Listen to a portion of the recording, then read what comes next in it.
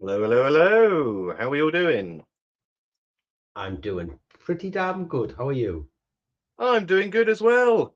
And Niall, God, he must be poised, ready. He must have that written. I reckon he's got it copied and pasted, so you can just be like Control V, bam, because I that is before the credits finish. That is I like that. That is dedication. So there we go. Oh, it's been a week, hasn't it? It's been a good week. It's been a very good week for me. I've had a week of testing, which I've very much enjoyed. I'm going to launch straight into this before I even ask how you're doing, because I've had Yeah, tremendous go fun. on, go. Tell Um, me. oh well, because this week we've been testing LED light bulbs. Can't go into any more details than that, other than the fact that it's just testing some bulbs. And but we developed instead of a lot of other places will put big room LED at one unit, one side LED, big a lot of space. I spent the time and I ordered a load of acrylic cut specifically to size, and I made my own Y maze where we could actually sort of like put the Y mazes either side. We could put a load of flies in one side, and we put a light bulb at either end of the side, and then we sort of like covered the edges with it so you couldn't see it. And we've been spent a week doing dozens of experiments, seeing which arm of the Y maze the flies will fly down. And it's been really interesting actually to see. It's been, yeah, I know what a heady life I lead, eh? But it's been good. It's been Uh, really good. And the new technician has like jumped into it 2 feet first. And her other experiment that she's doing at the moment, the decomp experiment, is 1 month in, and that is interesting. We've talked about it before. I'm not sure we've talked about it online, but that's showing some really interesting results in the sense that we've got three dead rats in cages out in the wilderness, and we're measuring how long it takes them to decompose beyond the point that they are no longer edible to animals. And then we've got another three rats near them, again dead, and we're measuring how quickly these rats that just left out on the floor get picked up by scavengers. And at this time of year, on average, a rat on the floor gets picked up in less than 24 hours if it is in woodland or near grassland. Those around the outskirts of the building. So we've got one that's just sat on the not the step, but just literally by the side of a grain silo, just by the wall junction of the floor. That's still there a month later. But the interesting thing is the rats out here, the rats that is by the concrete is still good, still fresh. That being sat on cold concrete in cold weather has left it relatively good. The other two rats disappeared into nothing within about 10, 17 days. But it actually means if you look at the ratios of that, the two rats that got out and potentially died in or near woodland had the capacity to have been eaten by scavengers or predators 10 times over before they actually past a point of being edible anymore. So it shows actually it's an interesting sort of real risk that when we are doing these contracts over winter, that coming back monthly could be problematic. We probably need to come back more often than that to be able to retrieve these carcasses before while they're still edible, basically. Anyway, that's my interesting bits for the week. How about you? I find I find the fly screen stuff absolutely boring. I find the dead rats incredibly interesting. Like because we don't tend to pick up that many dead rodent bodies, but obviously it is the probably the number one bit of in my eyes, it's the stuff that we should have been looking at a very, very, very long time ago, but just doesn't seem to have been looked at in any way, shape, or form. Yes. And with that, the animals that most commonly that have been picking up the carcasses that we've been putting down have not been, we've got kites and buzzards and kestrels and all the birds of prey. Foxes and other small mammals were the first ones to that party. Well, I can kind of piss on your chips a little bit with that. Go for it. So, I met a guy, or there's a guy who comes to my gym by the name of Mick Taylor.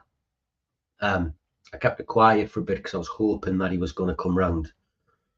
He was talking to us and he said, "Are you the pest controller?" And I said, yeah. And he said, I used to do stuff like that. And I said, oh, really? What did you do? And he said, oh, it was to do with like the poisons that I found in birds of prey. And I went, Mhm. like crew? And he went, well, crew kind of come into it, yes. And we looked at this and we looked at that. I was like, oh, well, Mick, like, just spit it out. What did you do? And basically, the long story short, I couldn't get out of him fully what he did. But he was for Scotland, not for the UK. He's just retired. And all he did was look at residuals in bird poisoning, including residuals in birds of prey, etc., for crew and this and that. And I was like, come on the podcast, come on the podcast, come on the podcast. And he said, Sean, I've just spent my life walking around the world talking to people about this. I am retired and I don't really want to do it. I've just had enough. And I was like, oh, Mick, you would be the best guest in the world. And he was like, I'm not that interested. And I was like, you are, please come on. And I even had a word with one of my friends who owes us a favour and said, can you call a favour in? And he said, yeah, I can. I said, tell him he's got to come on. He went, I'll tell him. You come back. He's still a no-go. He's just basically said, no, he's not coming on. But yeah, we've had a few conversations about it. So I was hoping, definitely hoping to get him on, but it just didn't work, unfortunately. Well, I'm sure we can apply a little bit more pressure going forwards. But that being said, I haven't told you or Hugh yet because I haven't had a chance to. I was speaking to Witch Magazine again. Apparently, I'm their go-to nerd for all things buggy. But the lady who writes a lot of the Witch Magazine, Witch Trusted Trader, all the Yeah. things to do with pest, she might be coming up. She's expressed an interest, so we could have Witch Magazine. And additionally, Martin gave us some really good leads and contacts into the MBU, and I've been speaking to a couple of folks from the MBU over this week, and they're going to put me in contact with their uh, media and comms team because they're giving talks up and down the country at the moment. So, there we go, Sasa. Yes. So interestingly, that's what he told me he was last testing was fox carcasses for There we go. rodenticides, to which I said, how bad is it? Like, is it good, bad? His reply to me was, and he doesn't swear, they're fucking stuffed with it. And I There we went, go. really? And he went, yeah. And he said, but it's not really to worry about. They're a big creature. It doesn't tend to kill them. They're okay. I went, all right. But he reckons every fox chopping up their livers, every fox that they are looking at is absolutely houching with rodenticide. And that's the interesting thing, isn't it? Because it's all economy. It's all sort of like to do with optics and scale at the end of the day, isn't it? Because with that, we've got analytical methods these days that can find a drop of blood in a swimming pool. So with that, you Yeah. could claim that every swimming pool in the world, you can find traces of human blood in it.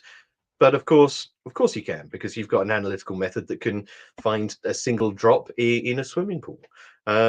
It's how far, it's how you caveat these findings that make them interesting at the Tell end you of the what day. I would find really interesting, Alex, though. I wonder if someone with birds of prey that were kept like as managed birds of prey, I wonder if their birds had rodenticide in them or if they were absolutely free. You don't know anyone we could ask about that, do you? I don't know anyone we can ask about that, but I know someone we could absolutely ask about birds of prey, how to keep them and how to keep them healthy. That'll Um, do. right. Well, what I'm going to do is I'm just going to. Okay, the theatrics aside, we have for everyone listening to us tonight a lovely lady called Sarah who's going to join us and talk to us about her journey through pest management, but also her, I don't know, passion, hobby, career working with birds of prey. So, should we get her on? Yeah, let's go. Yeah, there we go. Hello, Sarah. How are you doing? Hi. I'm not too bad. How are you all? I'm doing good. I mean, how do you say? We were told off last week that we don't arrange a fanfare for the guest coming in. So I think this was us trying to do a little bit of impromptu fanfare. Was that sufficient, or do we actually need to start, um, banners It's and the not, rest not of it? Or is that gonna be necessary. Definitely not necessary. okay? Okay. In which case, welcome aboard. Tell us a little bit about yourself. Right. As you can probably tell, I'm not Scottish, although I live up in Aberdeenshire. I'm nearer to Hugh Bradford, actually. I was brought up in Penzance in Cornwall, and I moved up to Scotland 2006, having never stepped foot in the place, and it's now home. But yeah, I was. I've done all sorts of jobs over the years, and I mean all sorts. Oh, excellent. Like Well, I mean, what? I think there we go. But when I left school, I started at an exotic bird park called Paradise Park in Hale in Cornwall. And I Okay. started off on the parrots, had a flair for the birds of prey, and ended up being one of the falconers doing the displays for the public. And sort of like always been hooked onto it. For my sins, I married a dairy farmer because I went to agriculture college as well and got a diploma in agriculture, and was on a dairy farm for 12 years and left there for personal reasons. And I actually went up to Cheshire and was a telesales person and field rep for a company called Cogent, where I sold bull semen to the farmers. I didn't collect it, I just sold it. So, just out of interest, how much is high quality semen worth? Depends on what size you're looking for. It was mainly for the dairy sector. But yeah, it would be, I mean, I'm talking a few years ago now. The top ones were £30 a straw of semen. So Okay, you might have to sort of like fill us in a little bit because I can see Sean's brain doing what my face is doing. What on earth is a straw of semen? No, I know what a straw semen is. I know. They freeze them in just yeah, they freeze them in it's like just a fucking dosage. grass or You something. put in the liquid nitrogen. Yeah, put in the Okay. liquid nitrogen. So one straw of semen's used for one cow. So I can fully understand why you would know that, Sarah, being a purveyor of bull semen. But Sean, why do you know that? Because one of my friends is into sheep and he buys semen in, and when you get Enough into said. it, hang on a Enough. second, it gets even weirder. So he now keeps Mike, he's a pest control actually. He keeps Warbles sheep because they are big, and they'll get a ewe, they'll flush a uterus, and they'll take an egg which has been impregnated from another sheep, and they will put it into that sheep. So as warble will give birth to a daughter because they get bigger sheep because the mother's bigger and all this sort of stuff, and the lamb easier, and when they go into it, there's a proper art to it, like a real grade A art, and the best vets and blah blah blah and all this sort of jazz. And then he was telling us about a different farmer was telling us about them coppering sheep. Have you heard of that, Sarah? I have heard of it, but I'm not heavily into sheep. Well, Not my favourite creature. They'll basically they'll buy sheep and they'll insure them for a lot of money. Then they'll feed them copper to kill them so they can claim the insurance back off them. It's like an insurance scam and this and that. The world of sheep and anything like that is absolutely impregnated with total absolute some lovely people, but some real weirdos as well. Yeah. So straws of semen, that was a big thing. They get them shipped all over the world, though, don't they? Like Australia, Canada. Yeah. Yeah. I was about to say I did. So I used to do I used to do my field trials. I've been doing them for years, and one of the places I regularly go back to because it's always hoofing with rats, of course, is this cattle farm. And the cattle farm breeds Aberdeen bulls and cows of Aberdeen Angus. The guy who runs it is called Angus. His son is called Angus. And the farm is called Angus Farms. I mean, it's like someone had a real dearth of creativity that day. Like, I really don't know what we're going to do. Let's just stick to what we know. But one of the sites, well, went down there one year, and the site, weirdly enough, was free of rats. I mean, never was before, but it was this time. And he turned around and he said, actually, I've got another little holding farm just across the road and down the way where I keep a couple of prized bulls. And these bulls were in quarantine, so they're across the farm, they're away from everything else, because these were the bulls that he would send this prime Aberdeen Angus bull semen out to Australia. But these bulls, I have never seen animals that big outside of a zoo or a safari. These bulls were colossal. I mean, literally, I couldn't fathom. And of course, the only thing stopping them rampaging and destroying the village is just this little 5-bar gate that's held on by bits of baler twine. And the animals are just so dumb, they just see the gate and just assume immovable object, not going to even try. For those who are not sort of like au fait with cows, the size that bulls get to is, well, I don't know. Sarah, tell us, what's the biggest bull in your time of dealing with prize-winning bulls? What's the biggest one you've dealt with? It had been one of the limousines which they had, and they had some prize Holstein bulls at the stud. What big? They're Are we just talking huge. sort of Taller than me, and I'm 5'8", nearly 5'9", and that's just at the withers, at the shoulders. So you've got the neck and the head up, and then like double muscled, especially if you get Belgian blue, which are double muscled anyway. They are it's colossal. Line breeding, selective breeding is such a weird thing, isn't it? Because you imagine there was some farmer years and years ago who saw his, bull or his cow, and he's like, that looks a bit weird, but you know what? There's twice the amount of steak on that bastard. Let's get on it. So we're gonna talk about bulls all night, aren't we? Come on, Sarah, tell them a little bit more. Tell them how you got it to pest control, because we're like 3 hours. How did I get into pest control? Yeah, well, I've obviously done the demonstration work because I worked at Paradise Park in Cornwall, and then I moved away from there and I went and worked for the Hawk Conservancy in Hampshire, and I ended up on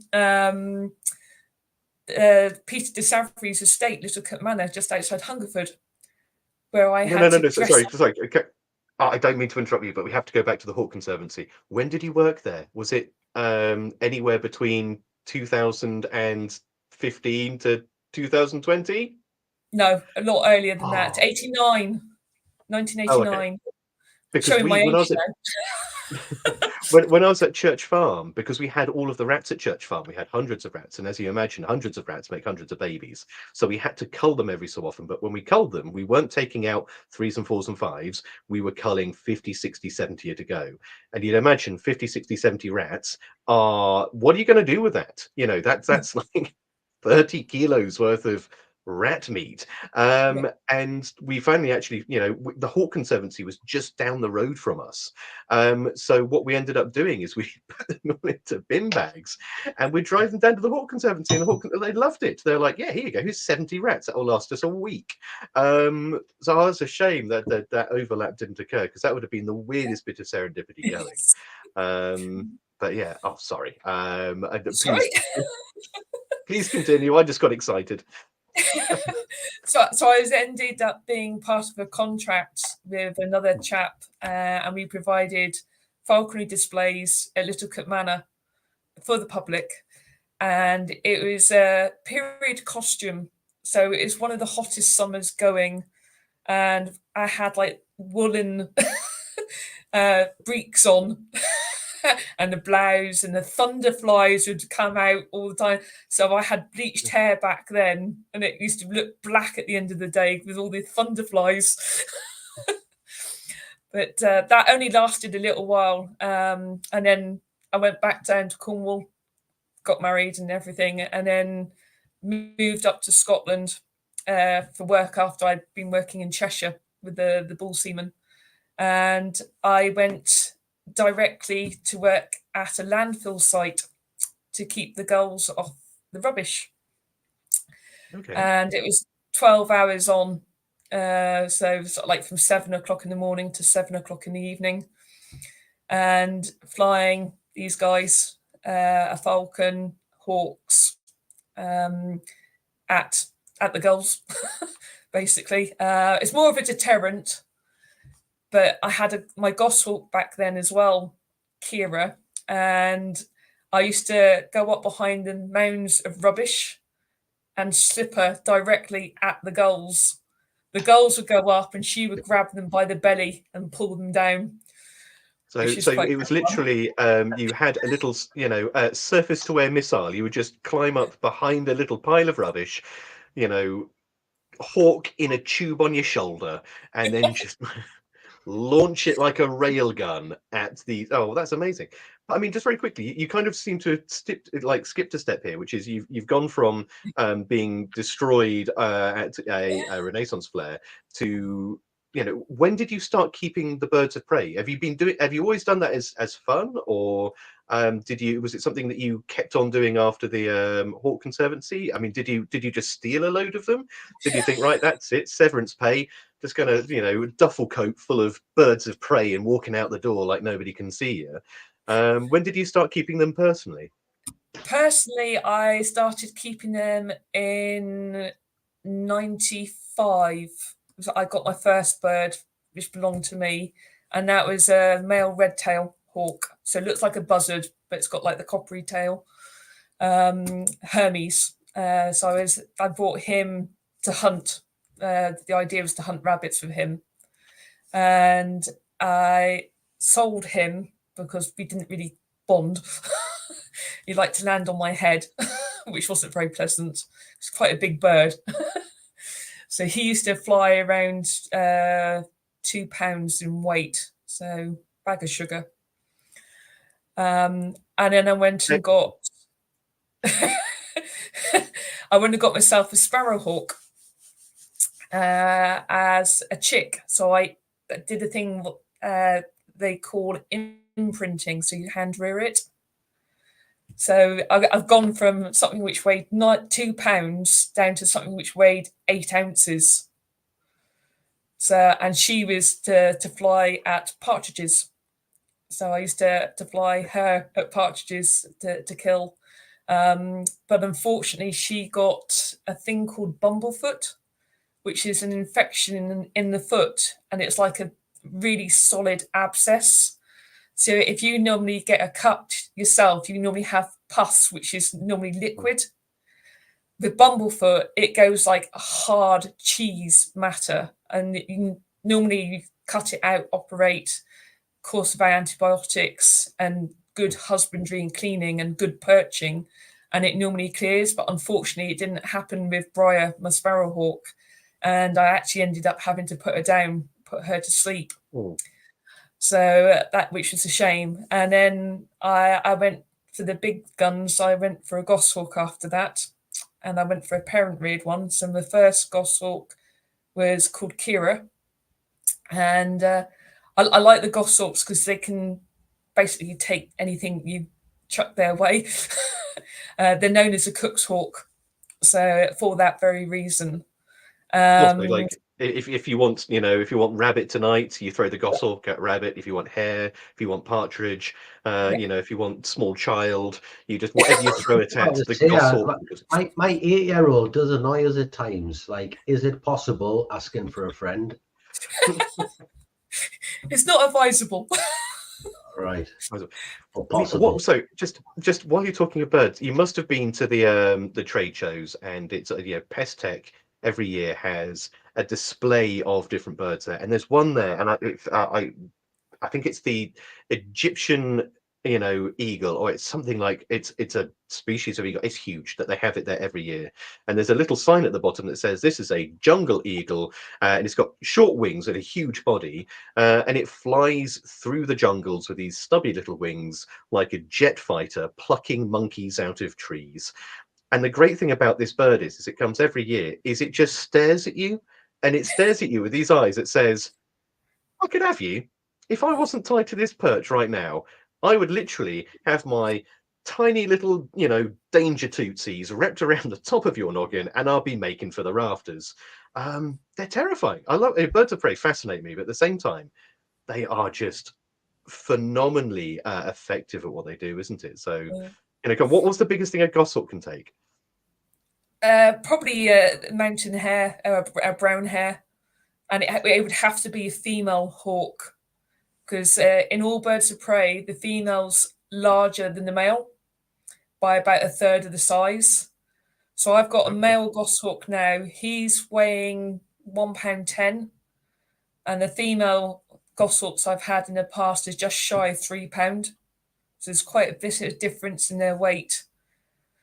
So, but yeah, you need don't really ideally fly brown hares unless you know you've got a very competent hawk, because a brown hare, that you're looking at something that's going to weigh up to 6-7 pounds in weight. And if the hawk doesn't catch it in the right place, so if it catches it on the back end, it's going to get a kicking and it will put it right off taking them again. So you really want your hawk to grab the quarry by the head. Yeah, that makes perfect sense, to be fair. I've got hares down at the farm. They're huge. You don't realize how big they are because you see them from distance, and perspective kind of plays tricks on you, and you get close to them and you think, Christ on a bike, that's bigger than a fair, good sized moggy, that is. So yeah, that's absolutely nuts. Yeah, so continue with your story. You were yeeting birds of prey at seagulls on landfill sites, I think is where you got to. Yes, yeah. So I was doing that. Did that for a good 12 months, and I went back into agriculture, as you do, and worked for National Milk Records. So I went collecting milk samples from dairy farms.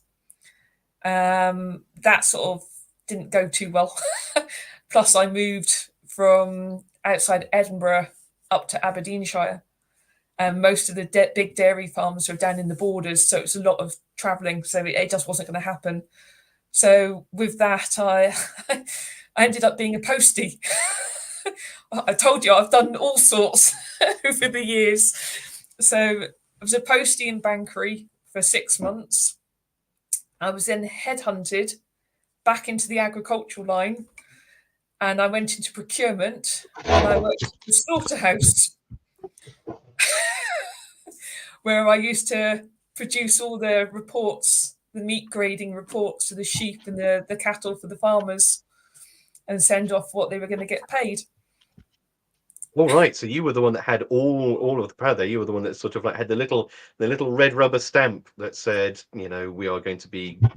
Or not quite, not quite. I was just up in the office. I had to do all the movement sheets because the cattle have passports and everything, and then the sheep obviously the flocks had to be confirmed with their DEFRA where they were going and everything. So did that for a while, and then my children suddenly came up to live with me, and I had to find another job. So I then went and worked for Stratton Parker as a secretary. Who's Parker, for anyone who doesn't know, is a massive land agent. That deal a lot with massive land agent up here. Yeah. So and started to sort of get more interested into the gamekeeping side of things, because I used to have the gamekeepers' numbers for foxes and things like that, and they were quite surprised that I knew what larson traps were and cage traps. Did that for a while and left there after 2 years and went and worked for a big bird control company where I worked for 6 years, and sort of basically we were doing waste transfer sites with the birds of prey. We were also doing bird management programs on the new bypass for Aberdeen, because it's right next door to the airport. So obviously bird strike was a massive thing, so that they needed to be seen to do anything. And if you've been out in the countryside, as soon as a plough goes, what do you see? Flocks and flocks of gulls, crows, corvids. So obviously they had to turf all of the area where the the new road was going to be built. So I was spent 2 years on the AWPR working. So I've worked most of that flying the birds. Whilst I was working for this particular company, they said I needed to do my pest control level 2. So that was 2014. I was shoved through that, much to my annoyance. Didn't really want to do it, but I utilise that now as well, because the bird work is very seasonal, especially the gulls, because lots of the companies in and around Aberdeen, and it's probably the same all over the country, to be perfectly honest, when the gulls nest, you get contractors, they want to go up and service the air conditioning units and all the plant, and they're getting attacked, or members of the public are getting attacked. They're getting their food stolen. So then they employ other falconers to come in, fly the birds. They're generally a deterrent. You try not to encourage them to kill, because you're always going to get that one member of public who's dead against it. And you can guarantee, pound to a penny, that's the very time that the bird's going to kill something is right in front of that one person. I've been on the waste while we talk about that, I mean, you've mentioned gulls a couple of times now, and gulls are a huge problem for lots of people. And finding a suitable deterrent for gulls is always very difficult. So, how effective actually is how effective are birds of prey at not just scaring gulls away, but keeping them away at the same time? Ideally, from my experience, you need to tie it in with egg and nest removal. And obviously you need a license for that. So I know England's been quite strict on granting them. Scotland are now going that way, although they do seem to be a bit more level-headed. The reason I'm saying that is the plastic birds of prey, waste of time. They've got the animated ones on Aberdeen train station, and within 2 weeks, the gulls were actually sat on top of this fake peregrine, giving each other a jolly good time. And the kites, you get the hawk-shaped kites, that again, they don't really work unless you're going to move them on a weekly basis to a different area. Nets work, but they have to be installed correctly. And obviously they cost a lot of money as well. And you've obviously got pigeon netting, you've got gull netting, and quite often you'll find that the wrong netting's been put on the wrong building. So I've been around Aberdeen, and I can see where there are gulls actually being able to sit on top of the net because they've used the pigeon netting instead of the larger square netting for the gulls. So it's sort of not doing its job properly at all. With regards to keeping the gulls away, it normally takes a good 3 years for the gulls to realise that there is a natural predator at that particular site. And I find that if you do the egg and nest removal, they start to sort of associate danger, and it's not a safe place for them to raise. So what you're saying, actually, with that, the key to it is not just doing any one thing. It's doing a couple of things together and getting the animals to associate the birds with an actual danger. But you don't want the actual danger to be the birds knocking something out of the air. But that actual danger, if it's associated with disturbance to their sites or disturbance to their roosts and some of the oiling, then that works a bit better. So it's all down to integrated pest management, isn't it? Yes, definitely. And lots of people refer to birds as bird brain, that they're not bright. They couldn't be further from the truth. They are so intelligent. When I was doing a waste transfer site regularly, and I was there 5 days of the week for the full 9-hour day, that at the end of the first month, they were actually recognising my vehicle. So the minute they saw my vehicle come in, they would disappear. But equally, as soon as they saw me leave, they would come back in again. But I see Hugh's asking what birds do I use for the seagulls. Depending on the situation you're in, if it's a landfill and it's nice big open area, you cannot top the falcons. Falcons are absolutely the way to go. The main reason being is the falcon will go up to a much higher pitch than the gulls. So they'll be above the gulls, and the gulls really find that very, very intimidating. Mhm. And of course, obviously, they'll also stoop down at them, and they can kill them outright with the speed, sheer speed that they come at. If you're in a built-up area, it tends to be hawks that you tend to use. Just because obviously you've got hazards, buildings, public vehicles, machinery. So I tend to use Harris hawks for most of my sites. The chap who I've got on my glove is a peregrine Saker falcon cross. And he's for a big open contract, which I've got this season. So he's still only a baby. He's just coming up for 8 months old. So I haven't had him that long. And so with that, I mean, let's be honest, because every single bird of prey display I've been to since the age I was old enough to walk and remember, the guy or the lady has got the hawk out and says, "Say hello, I'm just going to do a bit of a circuit," and they throw the bird into the air and it hisses off and it sits in a tree.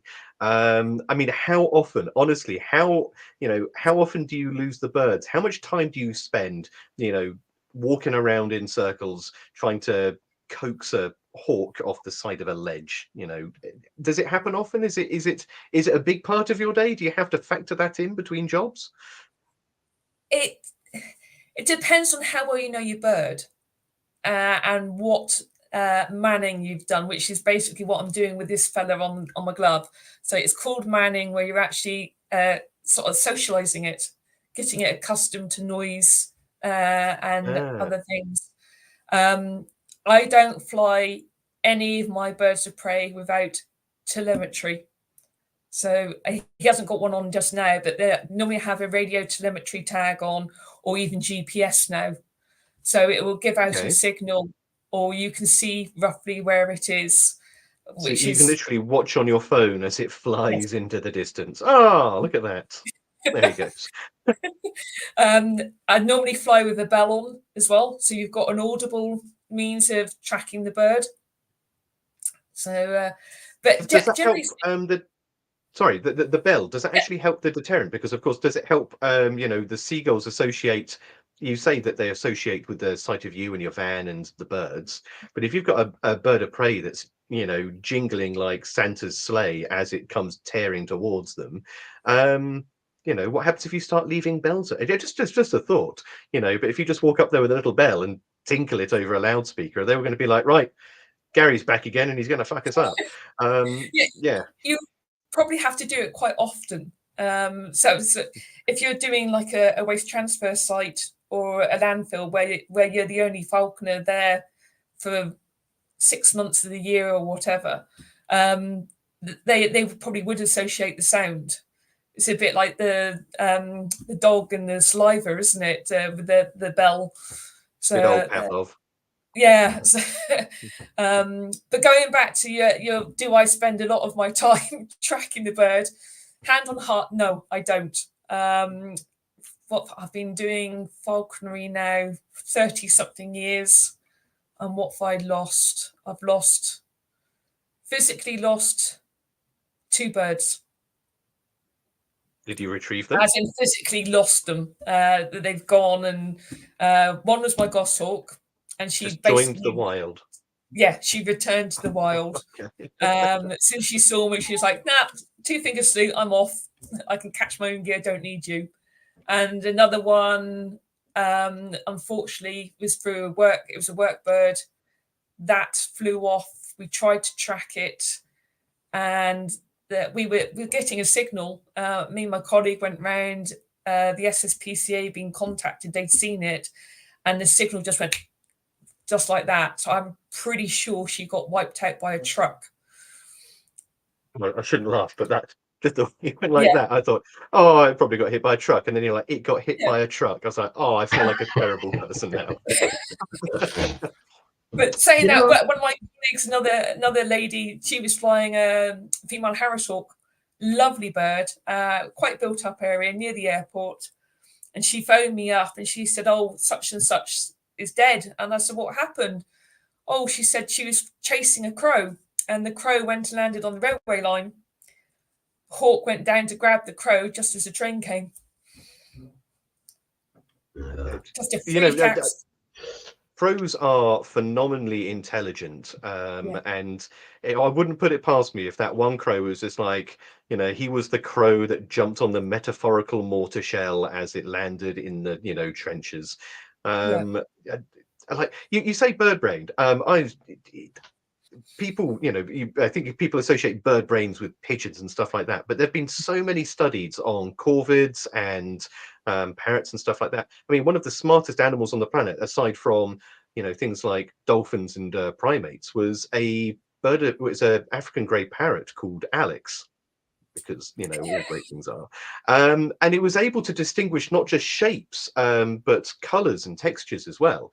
And the great thing about this parrot was, the researcher or the handler would hold up sort of like, this is an orange ball, this is a red triangle, and he'd put them down, and then he'd have a blue square next to it. And of course, he'd introduce the orange, the orange ball and the red triangle, and he'd say, "Alex, find me the blue triangle." And this bird was actually able to infer that if that is that and that is that, and he wants me to get this thing that I don't know what it is, it must be by definition the thing that he has not yet introduced. And so he'd pick up the blue square.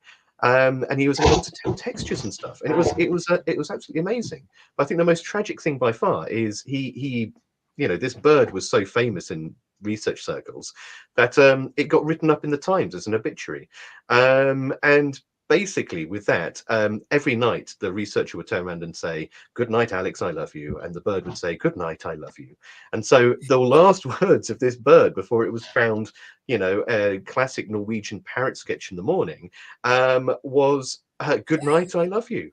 And you're like, that's awful. Like that's so tragic. Well, there we go. You say about the birds being intelligent. One of my other bits of work I do is a bit like Stuart Blair, who you've had on. I do air rifle shoots for pigeons, feral pigeons. And one of the places I go is actually a shopping centre. So obviously I have to go out of hours because it's not the done thing to be walking around a shopping centre with an air rifle. So I'd gone in at the back to go in, and they've got the big trade bins, which have got the rolly lids on the top. I should have filmed it, but I didn't think at the time. There were 5 gulls on top of the bin working. If they rocked back and forth, they could open the bin, and they worked all together to get into that bin. By just You're telling me they literally, through the medium of interpretive dance, gulls got in? Oh, wow, okay. So when we start seeing them do the Macarena, run for cover. There's a video footage on, I think it's YouTube, and it's been on social media. The gull going into the shop and getting a specific flavour of crisps. That was in Aberdeen. It knows how to. Automatic door. It goes up, it knows where the sensor is. It goes directly to where the crisps are, takes a packet of crisps and goes out and eats them.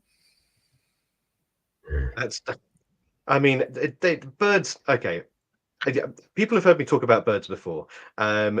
Generally speaking, I find things like corvids and birds of prey fascinating, but I won't sort of like holds back. All other birds on the planet, little songbirds, are basically the same small fuzzy animal in different pajamas. They don't excite me at all. I don't get the sort of Darwinism from it. But corvids and birds of prey, and these class of animals, the intelligence behind them is phenomenal. It's incredible. There was one scene in New York City where they trained all of the jackdaws there to pick up fag butts and drop them into a little receptacle, and then they were given a nut or a treat afterwards. And these animals found that actually although they were trained to put fag butts into this little receptacle to get nut, they could put anything they liked. So they were literally just picking stuff up. And the worst thing about it is they started to steal cigarettes from people's mouths. Finished with that, mate? Don't think you are. And then just drop them into the receptacle. That's the bit I find fascinating. James just put up a question about drones and were falconers bothered by it. Most falconers frowned on it, to be perfectly honest.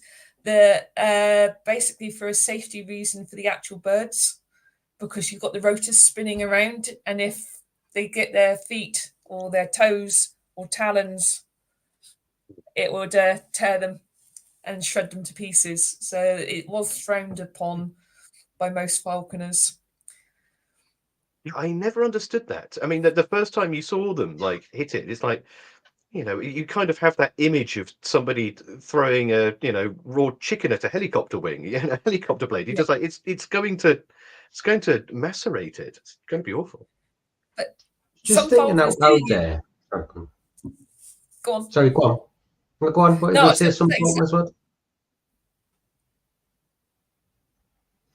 Go on. What are you going to say? Some falconers do what? Some falconers train their birds to drones, but it's not actually to the drone itself. So they will have like a lure pad dangling down, as to get these guys to get a higher pitch. And it builds up their strength. Right. But they're not actually attacking the drone, which is what James was referring back to on that.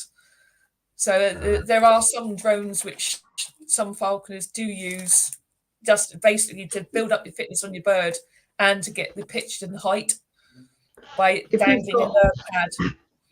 So if you've got seagulls which are effectively attacking your Harris hawk because they think they're a danger and they're in numbers and they're going to give it a paste and to get it out the area, why do you not fly like sea eagles, golden eagles, European eagle owls, big horrible birds that they just would not attack? Basically because of the sheer size of them, and they need to have pretty windy conditions and hot thermals to be able to get airborne. So if I'm working at a shopping centre, having a great big golden eagle's not really going to cut the mustard. Just the sheer size of it. So you want something which is more agile, more able to maneuver around. I mean, Harris hawks originate from Mexico, so they're not a woodland bird. So you'll quite often see them going and land on the bird spikes because they're used to landing on cactus trees in the wild. But if you are having an issue like that you're really, really struggling because your birds are getting attacked, you can actually fly more than one Harris hawk at a time. So you can fly what they call a cast, where you have two of them. And I tell you what, the gulls don't like that. They hate it. If there's two birds up in the air at the same time, they really, really sort of like, oh my God, what's going on? So do you train the birds to work as a team, or is this something that they just instinctively do? Well, Harris hawks are a bit like meerkats. They're naturally gregarious and they work in the wild as a family group. So you'll have mum and dad, because they hunt jackrabbits, will go out and scout around, and they're obviously long-legged. My Harris hawks are outside, so I can't even bring one in to show you. But the youngsters will actually run around underneath the cactus branches, chasing the jackrabbits out, and then they'll all pile in together and feed. I mean, not all birds of prey are like that. I mean, some people fly a cast of falcons, but I've not experienced that myself. I have flown a cast of Harris hawks before, which is quite good fun. To be fair, I think I would 100% lose my shit if I was walking around the woods one day and just a whole load of barn owls just started, baby barn owls, because they look dumb anyway, started running between the bushes, flushing animals out as the parents came down. I think that would just be the freakiest thing to see in the world. I had no idea they did that. Do they do that if you do it in captivity? I mean, if you keep them in captivity, do they, do you find the chicks running around on the bottom of the enclosures, pantomiming this flushing behaviour, looking for things, or do they not act the same way? They can do if they've got a big enough aviary to work in. You can see them do that. But Clive was asking about the general cost of a bird for a year. It's quite a difficult one to answer. I try not to attend vets very often because you really need a specialist avian vet. You can't just go to one which does your average dog or cat. And normally, by the time your bird's actually showing that it's ill, it's nearly always too late because they're very, very good at acting that they're fine. I don't insure my birds just basically because it isn't cost effective. It's more than the bird's worth, and when you've got more than one, it's just silly money. The hawk food has gone up. I feed my birds day-old chicks, so I get them from a specialist company, and they're blast frozen. They're all the male chicks from hatchery units because obviously then they're good for laying eggs.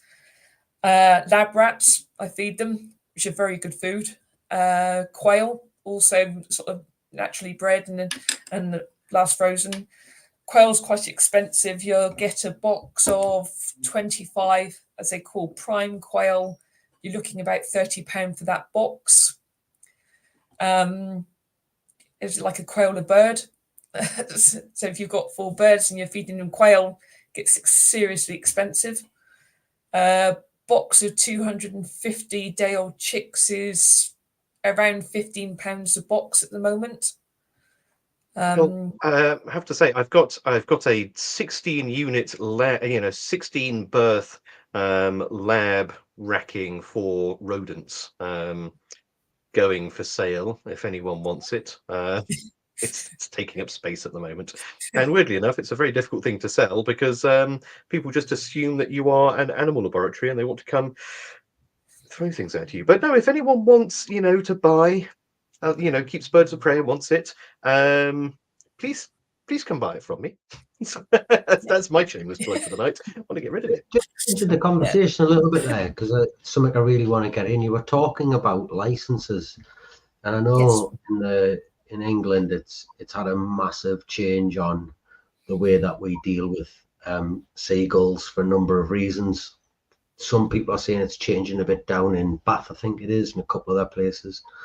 But how much of a worry, or is it not a worry at all, that Scotland goes down the same route that England has with licenses? It is a concern because people are going to then sort of think, well, you're not actually doing what we're paying you to do. Like I said, I find that flying the birds and having the license to do the egg and nest does work. I mean, at one of the sites I've been doing now for, how long have I been self-employed? Coming up for 5 years. The first year I went there, we were getting nearly 120 eggs from herring gulls. Last year, when we had the license and everything, we went down to 50 eggs, which and I could see certain areas where gulls were always going and they just weren't even attempting there. They'd gone.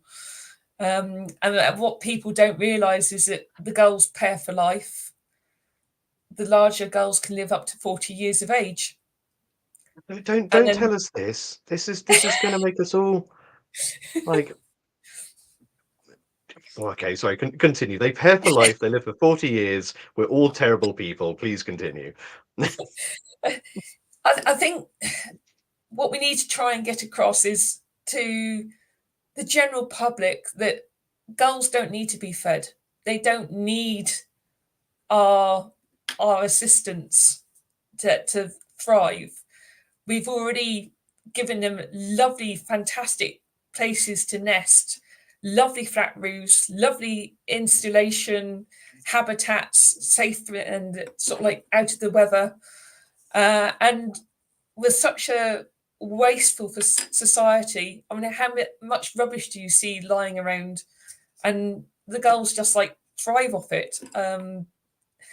If you can educate the public that they don't need to be feeding the gulls, and to try and be a bit tidier and think about when they're building these buildings that they're actually basically producing a hotel for the gulls, that would cut down the necessity to get the licenses in the first place.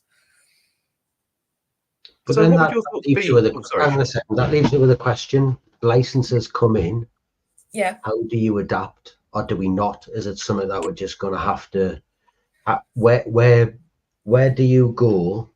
Seeing what you've seen in the UK, sorry, what you've seen in England, where are you going to go if they bring this in and they stop the nest and egg, and all of a sudden what you're doing becomes far less effective? How are you going to alter what you're going to cope? They're going down the same route as England this year. Last year, you could apply for the license online. That was okay. And then every time you did a visit, even if you weren't doing egg and nest removal, they wanted it recorded what you actually did, whether you were flying the bird, walking around, if you came across any nests, etc. This year, I thought I'd be on the ball and apply for the licenses beforehand, as I've always done. And they've been withdrawn because they now want photographic evidence of nests. And I applied for them in January. So obviously anybody knows you're not going to get nests and eggs in January. So I don't know how much it's going to backfire on Nature Scotland, because they're going to end up with all of the rest of us banging in applications at the same time. And obviously you've only got that window. Once you've got an egg, you've got 21 days that you can actually destroy it under license before it develops into a chick. yeah, that's quite a small window, isn't it, to get all your paperwork in order? Yeah. So Yeah. if you do a lot of you're doing a lot of bird work, you're doing a lot of gull work. Of course, what was it? It was the ecologist report, which was State of the Nation or something like that, or State of the Countryside, stating that there is a record low number of gulls every year. But of course, what they're doing is they're checking traditional nesting sites, aren't they, in coastal areas and those. What are your thoughts on the fact that actually most gulls are giving up on these traditional nesting sites on cliff edges and simply just migrating further inland? Because, of course, they're not reliant upon the ocean anymore for food. They're reliant on us. So actually, do you believe there are less gulls than there have been before? Or do you just think that the gulls have moved to a new place? I don't think there is any less gulls at all. They're saying that avian influenza has had a big knock-on effect, especially to the herring gulls. That's killed off a lot. But when we had COVID, and that the whole of the UK was shut down and nobody was allowed to work, because BPCA had got us as front line, I was still allowed to work. And there was still the same number of gulls around even then, when there's isn't members of the public around, and there wasn't the fast food chains. So it just shows that they have adapted, and they're still foraging regardless of whether we're leaving waste out and people are around. But I don't think the numbers have decreased at all. They're still the same numbers going around. There were when I started doing bird control work 12, 13 years ago. You just think they've just moved? They've just hang on a second though, because I know a little bit about this. Is this not because you're in the sites where gull numbers are large? Whereas my understanding is that the gull population is falling across the country, but it's falling more in the rural areas, isn't it? Where we don't do gull problems, where we don't have gull issues as that sees fit, and that the last bastion of them is in the city centres, isn't it? That's why they're tightening up on it. Or is this political? Is this not quite true? What I've led to believe? I don't believe that. I mean, I don't actually live in the city. I live 40 miles inland, nearly 50. And I'm surrounded by countryside and people who keep sheep and cattle. And every summer I have the oyster catchers in, and the common gulls. The noise is intense, just from the common gulls. It's just like, oh, it's like working from home with all the common My gulls. aunt used to live in Whitby, and she had a house that was right by the cliffs in Whitby, and the noise from the common gulls off the cliffs was cacophonous. As in, I don't know how people lived there. No. Badly, probably. But that's the one thing I get especially when I'm in the city, and because I do a block of offices, and it's food chains as well, like Costa Coffee, and I'll walk around with the hawk. So it's quite good for that particular business, because it's good PR, because the public can see it's something to look at, but it's also identifies that business is actually doing something about the gulls. And you'll get people coming up, and majority of them, I would say 80% of the public are all for it. And it's the ones who are like, oh my God, can't sleep. The gulls is constant, the noise is intense, 4 o'clock in the morning. But when the light pollution is so bad, I mean, you see gulls flying around when it's the middle of the night. They're quite readily. But you do get the odd one or two, sort of, they should be allowed, because obviously Aberdeen's right close to this coast. I used to do work up at Peterhead, and I was out one day with the male Harris hawk flying, and this lady came up to me and she said, "Oh, you're not wanted here. The gulls should be allowed to come here." She's giving me a really, really hard time. And the Harris hawk was over the far side of the car park. And eventually managed to get away. I had this horrible thing that you were going to say. So I set the bird of prey on her, and she didn't come back. Better than that. The bird pulled its eyeballs out. That was the end of her. She tottles off to the car park to go to her car, whereupon the Harris hawk decides he's going to come back to me. So he brings all the gulls with him. And of course, what do they do when they come? Let rip, and they shat all over a car.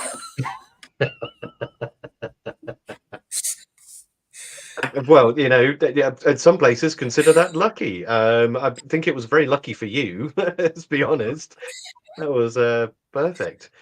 Oh, so how is it 12 years you say you've been running the Hawks now? So come on. Other than encouraging gulls to shit on a very annoying lady's car, tell us, what's been the most memorable gull job that you've had to date? What's going to be what's the one that really sticks in your mind as not necessarily the most challenging, but probably the most rewarding job that you've completed with your birds? It was not since I've been self-employed, when I was working for one of the companies, and I used to be at a waste transfer site 5 days of the week, 9 hours a day, and the gulls were absolutely relentless. They were up on top of the shed, waiting all the time to come in. And I was flying a particular female Harris hawk at the time, and all the bin lorries are lined up waiting to go in and empty out. And the gulls were already in the shed. So they came out. This Harris hawk was that smart that she could actually locate which one she was going to have. And she kept nailing the gulls right in front of the lorrymen, and all the lorrymen are there, yeah, get on, sort of like ripping this gull to pieces. But that was quite rewarding, because you do sometimes need the hawk to actually make a kill, and it really does get the message across to the gulls, like, my God, that one's not the one to mess with. Do the herring gulls know, without that kill, birds that are actively a danger to them and birds that aren't? Can they spot like a soft hawk from a hard hawk? They can recognize the hawks as they recognize my vehicle. So same male Harris hawk that I was flying up at Peterhead, I was flying down at a new car chain, and he wouldn't kill anything at all. And the gulls of dive bombing him, and he was up on top of one of the lights, and he just got really pissed off with them, basically. So he flipped up, and actually caught a gull, and you could actually see like, oh my god, what have I done?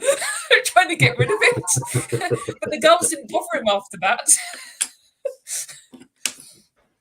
I love the thought of it's like the dog chasing its tail, isn't it? Like when it finally gets it, it's the absolute confusion. What do I do now? Your hawk just being like, hang on a second, I never planned this far ahead. I don't know what to do now. This is new ground. Sorry to go back with our licenses, but I'm just thinking logically, if this is the way my brain works, it contemplates things over and over again. If these licenses come in, would gull work not be a growth area? Because instead of doing 2 visits a week, 3 visits a week, should you not be on 7 visits a week? Because correct us where I'm wrong, the idea is that those birds think that there is an active predator in that area, so that they don't want to nest there because their chicks may be eaten. They're not going to be eaten, but the chicks might. And they're like, so if you bring them licenses in, should you not be like, or should, when I say you, I mean falconers, should there not be Rambouth works doing 7 days a week? It's looking that way, to be perfectly honest, because I was reading the guidelines which Nature Scotland has sent, because obviously these licenses which I'd applied for had been withdrawn, and it sort of says ideally you need to be looking for nests at least once a week, if not more, and to be present in that particular location as frequently as possible. So I have said to my clients that it's possibly the way it's going, I'm going to have to attend more to make sure that the gulls don't get the chance to actually build nests. Right. So it should produce more work, but it's an age-old thing, isn't it? All avenues of pest management, we should be turning up more often. Because these animals operate on a day-to-day basis, and if we are operating on a week-to-week or a month-to-month basis, there's a lot of time between those 2 visits. That's a really good question, actually, from Neil. How many hours a day can he work one bird? Because I imagine they have the equivalent of the working times directive as well. How often can you fly one of your birds a day? Again, it depends on your site. If it's a landfill, you need a team of birds. You can't just rely on one. You need ideally 3 or 4 falcons and a couple of hawks. You wouldn't really go much more than 2 hours solid flying for like a falcon, and the hawks tend to be a little bit more lazy.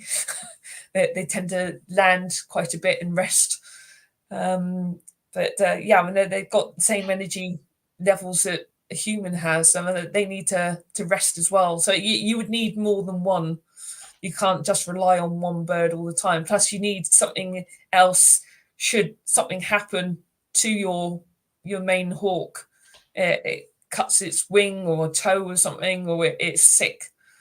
So you do need more than one. And there's a limit to how long you can keep them in vehicles as well, isn't there? So you can only do so many overnight stops or something, or you can only I'm not sure, but there is something like that, isn't it? I'm not going mad. No.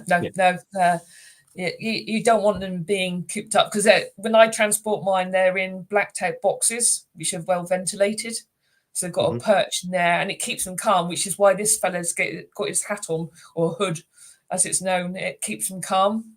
So and the travel boxes are known as giant hoods as well. So it's all materials which you need and cost a lot of money in the outset.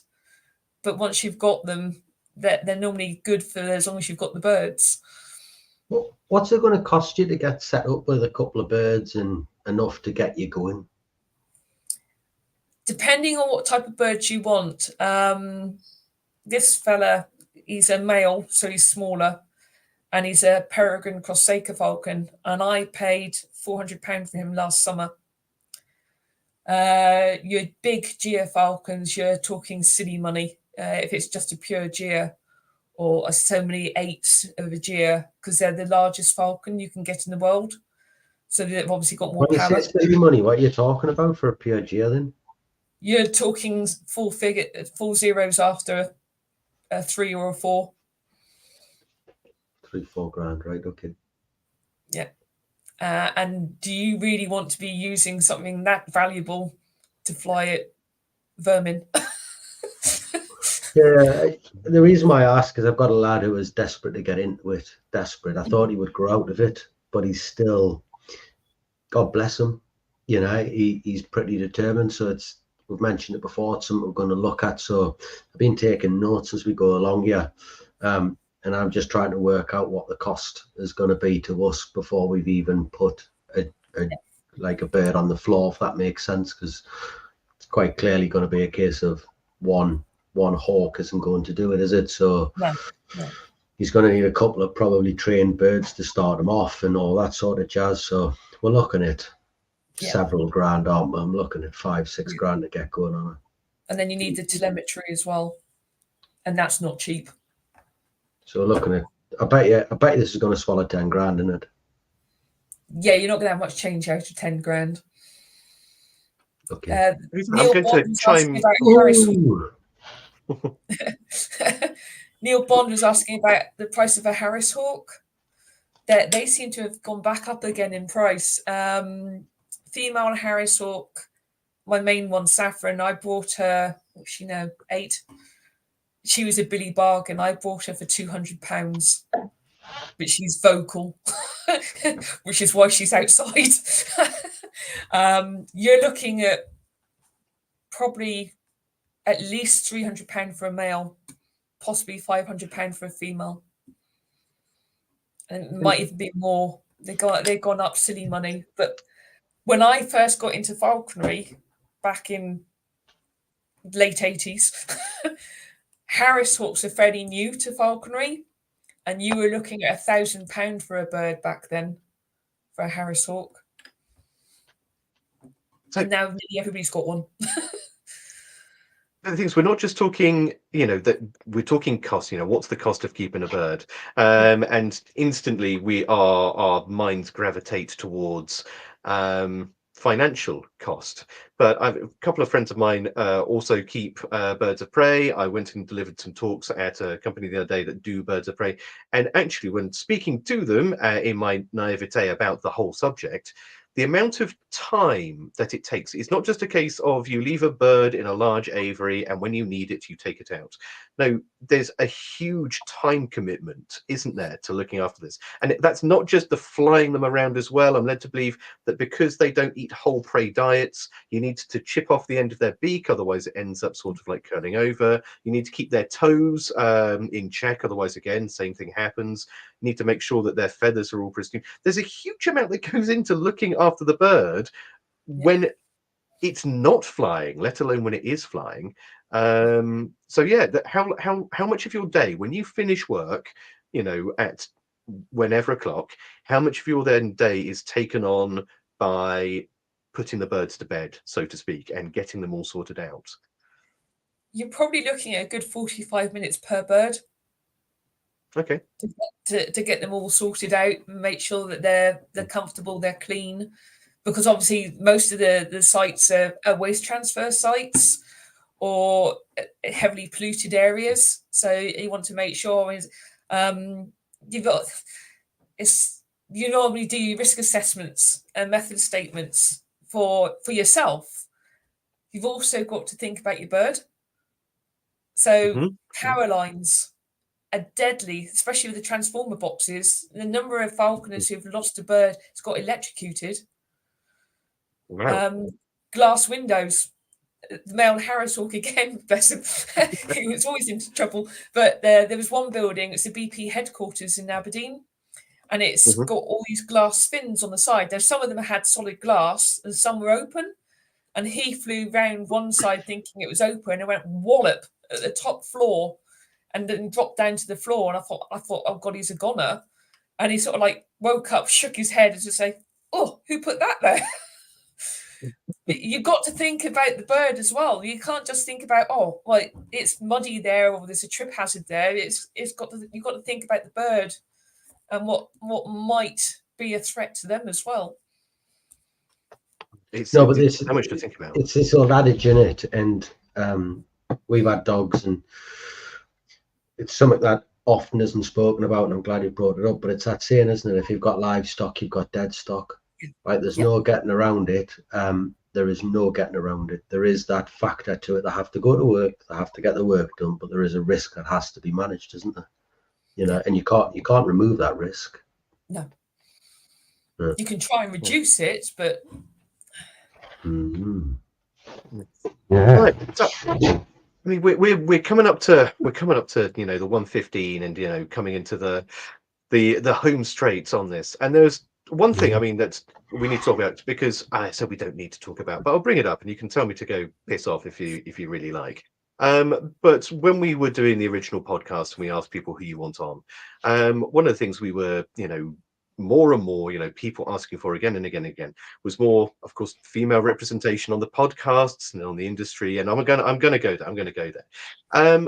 What was it like for you getting into pest management? Was there any barriers to entry? Was there any difficulty? Was it just not visible to you? I mean, your journey from selling bull semen to where you are today. I mean, how did that happen?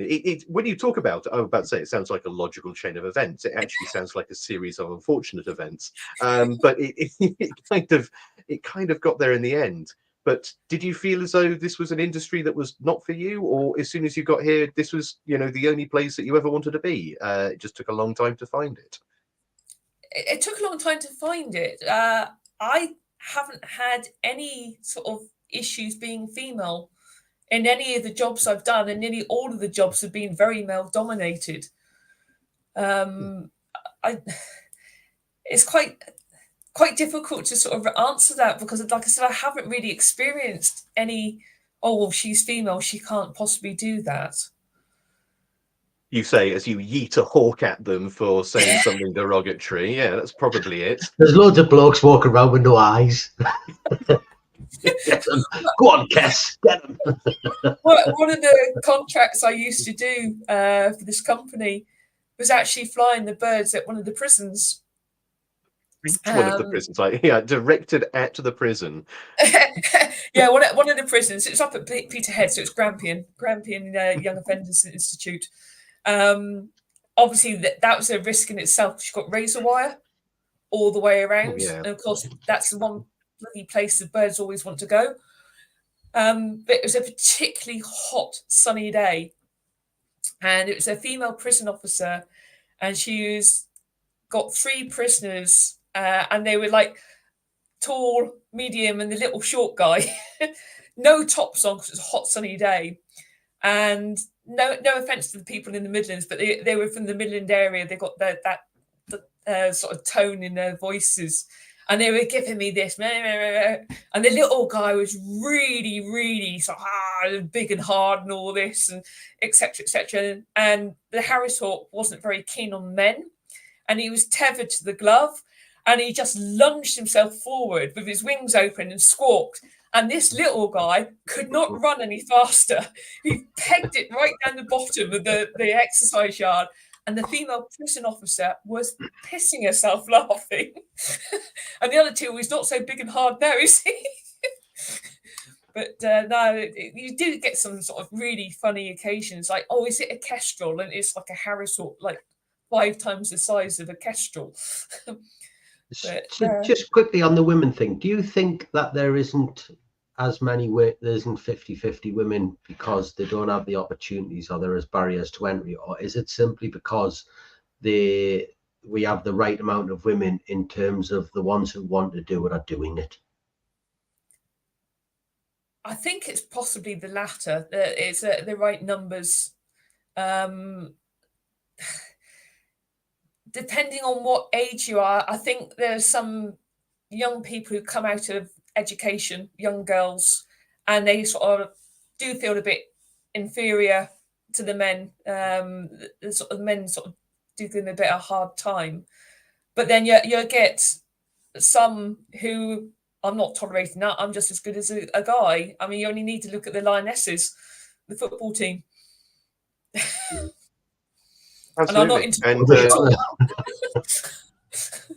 And for any young ladies listening to this right now, that if bloke ever gives you a hard time, simply just lunge at them with a Harris hawk and they will never bother you again. I think that's going to be the take-home message from today, isn't it? Train up deadly animals and no one will ever give you any shit ever again. Maybe that's not the take-home, I don't know. But there we go. No, it's actually really, refreshing to hear that. And again, it's the same, I think, with all of us listening to this, with the exceptions of a few. It's one of those things that most people get into pest management, don't they, as a second or a third, or in your case, an eighth career. But when you actually land in it, we stay in it forever. And if you speak to, and I've spoken to a lot of pest managers and said, if I had told you about this career 20 years ago, what would you say? And I was like, I wish I had started it. I wish, instead of doing all of that, instead of sat behind a desk doing IT and administration and accounting for the last 15, 20 years, I wish I'd found it. I wish someone had told me about it before. So maybe, the conversations that we need to have are less about the barrier to entry and just the visibility of our bloody industry. If people learn about it earlier on, then I think we'd probably get, we would all still be here, but we would have been here for much, much longer. Just saying. Yeah. So yeah. I do get a lot of people, especially with the general pest side of things, when I talk about rat jobs that I've done. And the amount of people who tell, I couldn't do your job. I couldn't do your job. But it is a bit like being a detective, because you're trying to work out where your rats are coming in, where the problem is stemming from, why have you got the rats there? So it's quite detective work, really, at the end of the day. And it's rewarding when you can deal with it and you've got a solution and the rats are gone. This will make you feel good. My little lab supervisor that started, her degree was in forensic sciences, and I'm teaching her around the world of pest management. But I was awful the other day. Really awful. I took her out to a field site and I said, right, tell me what you see. No context, no sort of like no warming it up. Just literally just straight in there. Tell me where the rats are. And amazingly enough, she basically just flopped it. And she was like, right, well, I don't know anything about pests, but I do know about forensic science. And the processes and the steps that she went through, step by step by step, to solve this puzzle, this whodunit, was so similar to what we do and what we teach. And it is a detective game at the end of the day. But instead of dealing with a large culprit, we're dealing with a very small culprit. But the processes are the same. We're looking for the clues, we're looking for the evidence, we're looking for the motives. It's all there. And, so I think we don't give ourselves enough credit sometimes, because we're dealing with rats and mice and pigeons and birds. People just think, I could do that. Give me a shoe and a can-do attitude. But there's so much more to it. Anyway, that's going to be me. I'm going to stop. I'm going to get off my soapbox because I'm feeling quite passionate about the industry tonight, and I could do this all night long, and I probably shouldn't. So yeah, Sean. Yeah, let's go. So let's see if I can work this properly. Right. 3 questions. Have you enjoyed your time on the podcast? Absolutely. Recommend it to anybody. I say, because we very much shanghaied you into this. I think you were one of our first guests on this, rather much by accident, weren't you? Yes. When it was on Facebook. Yeah. So actually, to go back to that, just to prove this is not the first time Sarah's actually been. We should have covered this before. This is not the first time Sarah's been on the show. When we did it on Facebook, Sean and I were just having a mischievous moment. We just started picking people from the crowd that were chatting and being like, right, you come on. I can't even remember. It was like, you come on. And we were just clicking buttons and just causing trouble. And Sarah came on and we were like, oh, hello. And we had a good 10-minute chat. So yes, if it wasn't scary the first time round, not scary the second time round. And what do you say? Anyone should try it? We should get anyone on? Absolutely. Anybody. Yes, it's just like having a nice chat with your friends, really. But then you're explaining what you actually do. Yeah. So hopefully people can pick up things from what's being said. Or I hope they've learned something. I really think they have. From all the guests we've had, people coming on, fumigation, drains, the rest of it. And every week we see an uptick in people talking about these things on the forum, getting excited about it. And I don't think this is going to be any different. I think we're going to see a load of people talking about birds of prey. And I'm no doubt you've inspired a lot of people to actually go in and have a look. And probably as well, the couple of people you've put off. But that's probably for the best, isn't it? Because the last thing you want to do is find yourself with half a dozen screaming birds thinking, I've made a terrible mistake. So no, don't have any fear that you've done some good stuff tonight. Which kind of brings me on to my question now, which is, sell us something, give us a shameless plug, and sell your business, because it's not just pest managers that listen to this. More and more we're seeing people cropping up who are from facilities companies, or just interested members of the public who want to see what is behind the curtain. So tell us about your business, where you operate, and why your particular flavor of bird control is better than everybody else's. I'm based in Aberdeenshire. I do work up round Inverness. I've just secured a contract at Fort William for bird work and pigeon shooting. So I cover a fair area. Possibly the fact that it's just me. I don't employ anybody. I find that my clients like that, because they treat me more as a friend or an associate rather than just a business person or a contractor. They get that personal touch. So I find that helps me a lot secure the work, because they know that if they've got a problem. So you're saying you don't pay your birds the basic minimum wage? I mean, you're a terrible employer. I mean, come on now. It's that old joke, isn't it? And nice warmth and everything. Yeah, it's that old joke, isn't it? What does Sarah's birds get for dinner? Half an hour, same as everyone else. And then the last question: who would you love to see on here? I don't know. They've been on. I think it's Merlin Pest Control. They specialise with the dogs. Yeah, they are on the hit list. They don't know it yet, but they are on the hit list. Yeah, I would really like anybody who uses dogs either for bird dispersal or bed bug detection. I would like to have a talk by somebody who specialises in that. That'd be interesting.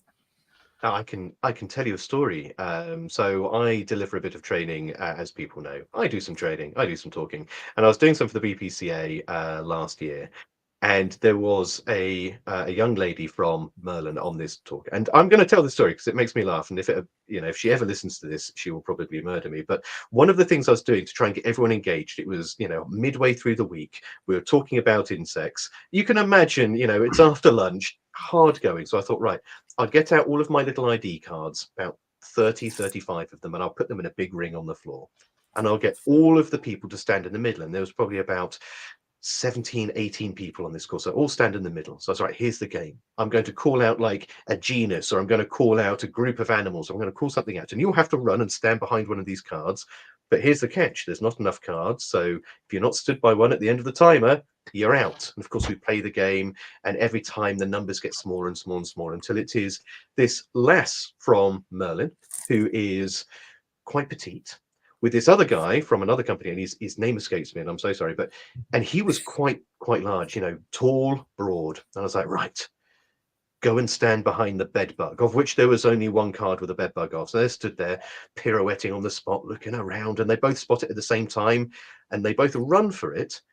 And this tiny wee lass basically drops shoulder, and in a beautiful rugby style basically catches him underneath the floating rib so hard that this guy went literally 2 steps down, but he went straight into the wall. I mean, straight into the wall, so hard that I jumped.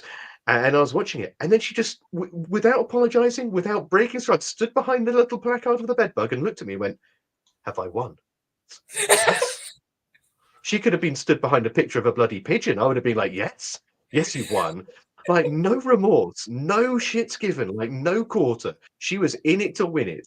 And this guy must have been twice her mass, and she just sent him flying. And yeah, she was on the same table as him for the rest of the course. This poor bastard, every time she stood up, must have been like, no. going on. So I hope we can No, get it is, her Sarah. on. I want to tell you something, because I've noticed tonight we have people commenting from all over, like the reach that it's got. We've got Pest Control 999, Neil Bond, and Hugh, who are all the way down on the south coast. And then you've got tonight, for some reason, I guess because you're from Scotland, we've had a big selection of the Scottish lads on. Darren Garvey, Billy McPherson, and a couple of others. There's been people in the Midlands, Martin Belcher. You've got Alex from London. It just hits people across the whole country, doesn't it? It's amazing, really. Peter Stewart, Aberdeen. There's loads and loads of people, and this is just the people commenting. So, Dan Graham from Yorkshire, you are literally getting heard across the country in the pest control world. So thank you very much for coming on, and thank you very much for being such a great guest. Well, thank you for having me. That's okay. Yeah. And just a question. You're from Aberdeen, and do you know Pete? Have you met him? Have you met the minstrel of the pest control community? The minstrel. I know the name. I don't know if I've met them. Have you ever been on the drink in Aberdeen and saw a little fella who was singing tunes left, right, and centre at a karaoke bar? No. All right. I don't go out in Aberdeen very much. I only go there to work. You need to keep an ear out for him. He has the voice of an angel. There we go. Aberkill. Aberkill for Aberdeen. He's I do put some work his way every so often. Hey, well, there we go. Networking, in advance. Oh, that's fantastic. And yeah, next time you do put work his way, so I'm only going to give you the work if you serenade me, and he will sing to you down the phone. You can guarantee it.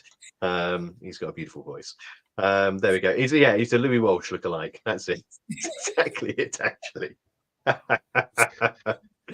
Oh, perfect. Yeah. Right. So, thank you very much. With that, going to leave you all, and we shall see you next week, Friday at 7. Be there or be square. Thank you very much. Thank you for listening to the Beauties and Beasties podcast.